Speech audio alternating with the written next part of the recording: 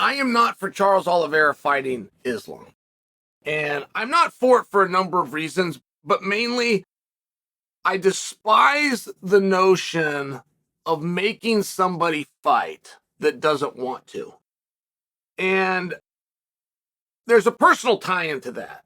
I was on a bus one time, and we're headed from Portland to Boise, going to a tournament called the Meridian Open, Meridian, Idaho. And it's all boys, free time. You can only play so many cards. So the boys decide it's a good idea to get two guys to fight. They're all friends. Everybody on the bus is friends, right? It's a team. So these two guys that I'll leave their name out of it get pushed into a fight. They don't want to fight at all. And the other boys ramp them up and they get it to keep going. And one of them even says, hey, I don't want to fight him. He's my friend. He's my friend. Then the other one starts giving into the crowd a little bit. And he starts getting that look on his face. And the guys go, whoa, what's going on here? I thought what are we going to do? And the one that didn't want to do it beats the other one's ass. Beats the one that decided he did want to do it. But then they break it up and he says, guys, please, this is my friend. He said it again. But the crowd got behind the other, and the other one comes out, and he's going hard. So now this one has, and they're throwing punches. And this is very light. I mean, we were children, and nobody was hurt, but I still saw it, and it was gross. And it was disgusting. To see other people pushing somebody into a fight that he doesn't want to do. And that is the only reason I'm against Charles going in with Islam. He didn't want to do it the first time. He made that known. He tried to do something else. I'm talking about Charles. He started talking about the location. He started talking about how it's unfair. And he started talking about if it's going to get to a judge's decision. And everybody that knows fighting and knows Islam versus Charles going, hey, Charles, don't worry about that. You're not going to make it 25 minutes with this guy. I mean, just put that out of your head. And that's what it was really about. He knew that. He knew this is a bad match. I'm not giving Charles a hard time here. Because when I say I'm against the fight, okay, when they try to do it the second time, there's somebody somewhere in the world that wants to see that match. And that somebody has tremendous influence. That was not what the North American audience was pining to see.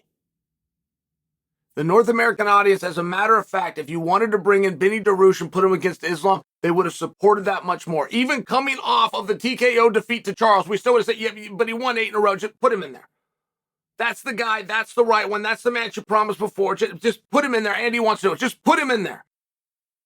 That somebody still wants to see that fight.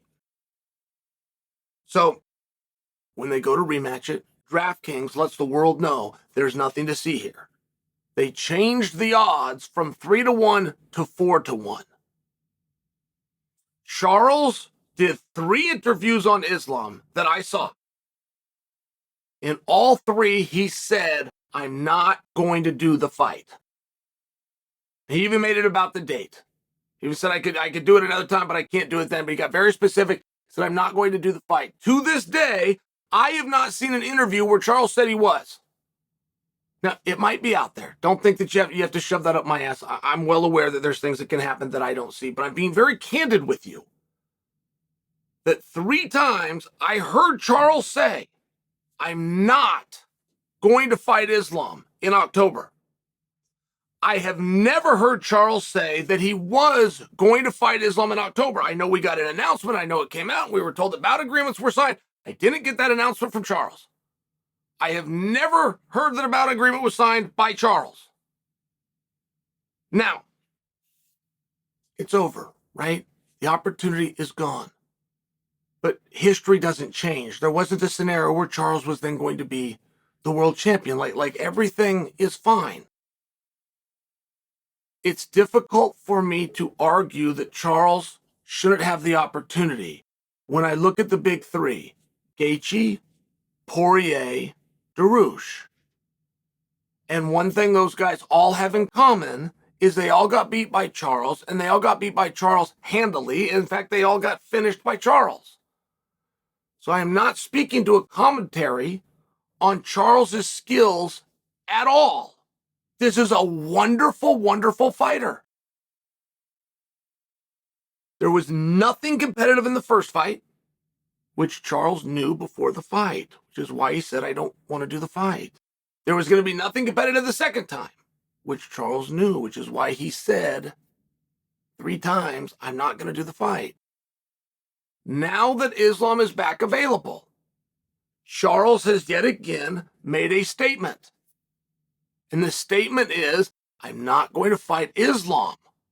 He's going after Conor McGregor, and he's doing that publicly. He has no chance of getting the Conor McGregor fight. But it is such a Hail Mary pass. Give me anything except that guy. Why are we not listening? What is it from the past that you think you know that I don't?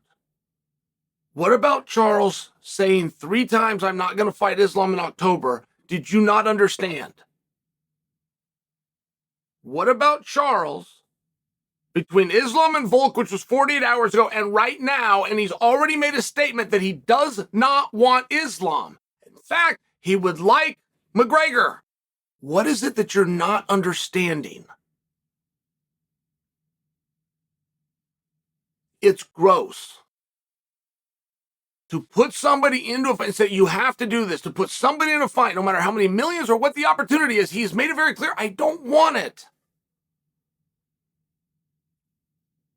What about that do you not feel that you need to listen to? And what about that do you feel, regardless of who beat who or what the rankings are, what is it that you feel about him saying, I don't want, that you think he should hold that spot when you have Gaethje standing there saying, I'll do it. I want to do it. I'm planning to do it. I'm in line to do it. I'm supposed to do it after Charles does it, but I'm still in line. All the same, my next fight is for the title. Why would you not just do it now?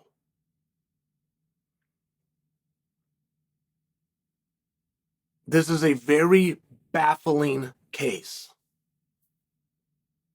Charles did not want to fight Islam in Abu Dhabi. The great irony of that is nobody wanted Charles to fight Islam at all, except somebody from Abu Dhabi. That fight doesn't take place. It doesn't even get offered if it's not in Abu Dhabi.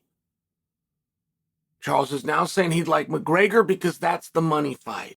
Charles is no longer champion. He does not get participation points. He does not get cut in on the pay-per-view. It would not matter if it was Conor. It would not matter if it was you. He gets paid the same, but doesn't appear to know that, which is concerning. The bigger fight, of course, is a non-title fight. Of course, it's McGregor. For anybody that you put against him, you've stated the obvious. Why does Charles think he would be rewarded? Is he not aware of what he just did to the company? 1 week ago, I mean, if they don't get Volkanovski to step up, do you understand the difference in business on this card? And then it gets revealed to us it was supposed to be Jared Cannonier. So now you got Jared Cannonier going in to fight Chimaev, which, right? Imagine if Volk doesn't step up. Now, this whole card's a disaster, and that would be blamed on Charles. Sure it would. But because you get the right guys that stepped in and did the right thing, and business is great, all of a sudden it's all moonlight and canoes. It's an extremely bizarre case. Charles is a wonderful fighter. He's a very special and talented guy. He told us 3 times before pulling out of the Islam fight. 3 times he told us, I'm not going to do the fight. Islam is now available. Charles is next in line. This has been stated. It was only been 2 days, guys, and Charles has already told us, I don't want that fight. I want Conor McGregor.